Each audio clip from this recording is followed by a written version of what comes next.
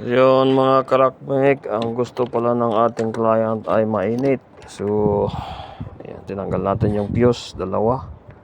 At hindi wala siyang continuity. Ayan. Kumpara natin dito sa mga fuse dito, ay meron siya. Tumunog yung ating tester. Itong, ayan, meron siya. Ayan, meron din siya. At dito naman, ayan, meron. So yung magpapatrigger dito mga karakmike ay itong relay na to, nakakonect dito at dito sa may fuse na to. Ayan. Ayan o. Tapos doon sa supply, ayan, nakakonect yung sa fuse. At ito naman ay dito. Ayan. So itong kulay pula dito siya nagpunta sa relay. At yung kulay pula naman na isa ay wala na ata doon. So subukan natin kuan muna to, lagyan ng kable para matesting. Yan o. Pwede na yan. Ganda pa to Sige, yan na lang. Continuity check yung heater. Okay. Good. Okay, good. Like something, I go down. So yan mga karakmek, i-check natin yung continuity ng kanyang heater. Yan, meron naman siya. At saka ito. Yan, meron siya. Bali tatlong heater.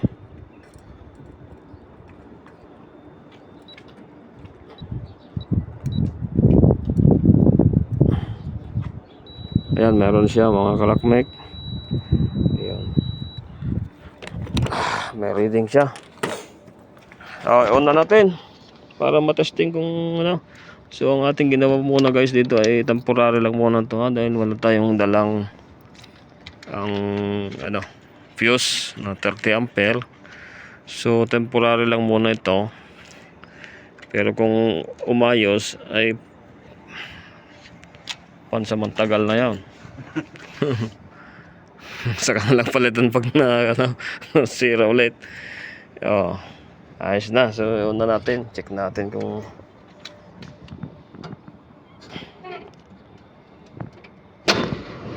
aywa. So yan guys, gumana na siya Check natin yung amperahe niya. Amperahe ng heater. Meron siya 21 ampere. So okay siya. Ayan, 21 ampere. 21, 22. So gumagana siya guys. Ayan. Ayan, meron. Gumagana siya lahat. Ayan, 22. Tapos i-check natin yung voltahe dito. Mainit. Huwag mong hawakan. Check natin kung may voltahe dito. Yung isa. Ayun, meron siya 227 yung kabila. Ayan, meron siya voltahe. Ito naman siya. Ayan. Ayan, meron siya. Okay, good. Number 1.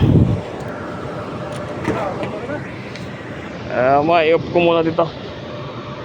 Baka mag-con yan hindi naman siguro layo naman sige, takpe.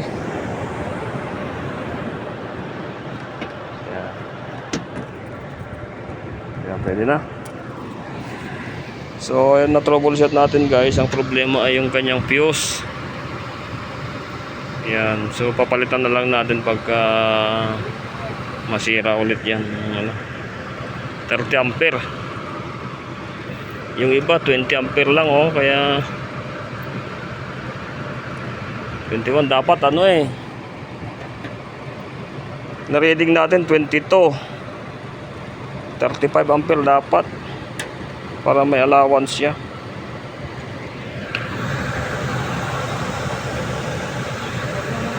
Ayaw daw ng cold ng ating kliyente dahil matanda na.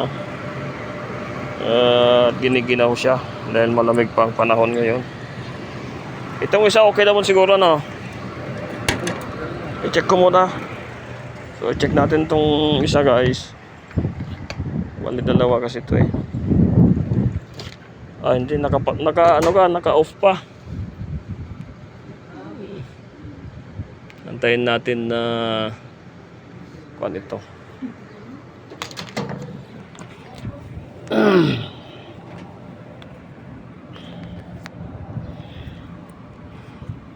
So ayan guys, ito si Rockmec ha.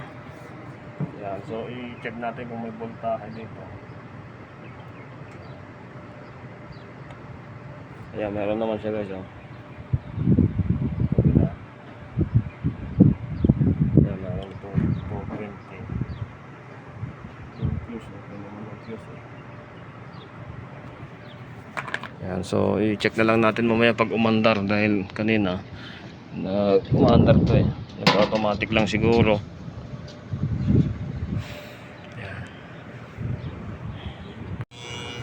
So ayun mga karakmek, gumana na siya. So i-check muna natin kung may voltahe ito dito sa load side. Dito sa load side ito. Ayun, wala. Walang voltahe. Itong isa meron. Ayan. Wala itong isa. Walang voltahe itong isa. O baka naman hindi. Ayan, konektado naman siya eh. Check din natin itong isa dito. Ayan, may voltahe. Ampere. Check natin yung kanyang ampere. Ayan, 21. So itong isa, wala itong isa. Ayan, off na ulit. Ayan. Siguro ano to, fuse din siguro. So troubleshoot din natin to guys. I-off muna natin dito. Aray, lumang na itong ano ah.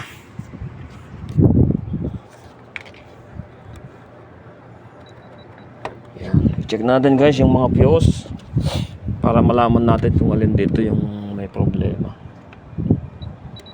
Ayan, meron siyang rating kung number 1. May number 2 meron. Number 3 meron. 4 meron. 5 meron. So kompleto yung kanyang fuse, okay siya.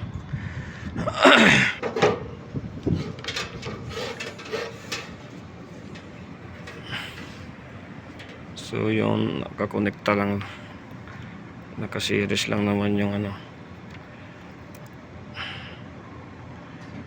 Ayan.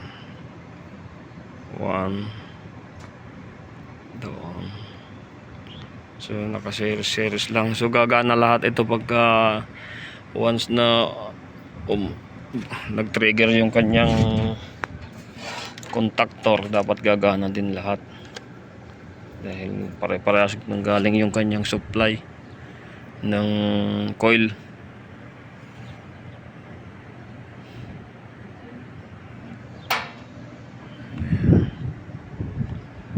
So saan galing tong coil dito? Doon sa doon. Parang may nasusunog doon ah. Yeah. Ito doon. Ganun lang, pare-parehas lang eh. Ito yung umpisa ng kanila. So check natin ito guys. Yan mga karakmek, i-double check natin kung meron pa siyang amperahe, kung gumagana pa. Mga 10 minutes na yung nakalipas. So, check natin ulit para malaman natin kung gumagana. Yan, ito. So ayan guys, 21 ampere 0.9. Ayan, 21 lahat. So okay lahat siya guys. Ano ba to, 3 phase? Hindi naman 3 phase eh. Single phase lang. Ginamit lang yung isa, dalawa, 6 6 na terminal. So tatlo yung ano niya, tatlong coil yung heater.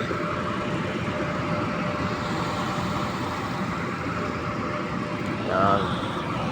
So ayun mga kalakmek, hanggang dito na lang yung ating maikling video dito sa pagpipit nito. Ang package unit na to, ang problema ay walang heat. So na-trace natin at yan ay temporary solution muna yung fuse na yon na nilagay natin, ginamperan lang muna natin habang pansamantagal at naghihintay ng kapalit. So temporary lang po na guys. Ayan na. So thank you so much for watching, and don't forget to subscribe my channel, Rockmec TV, for more info in HVAC and aircon system. Thank you so much for watching.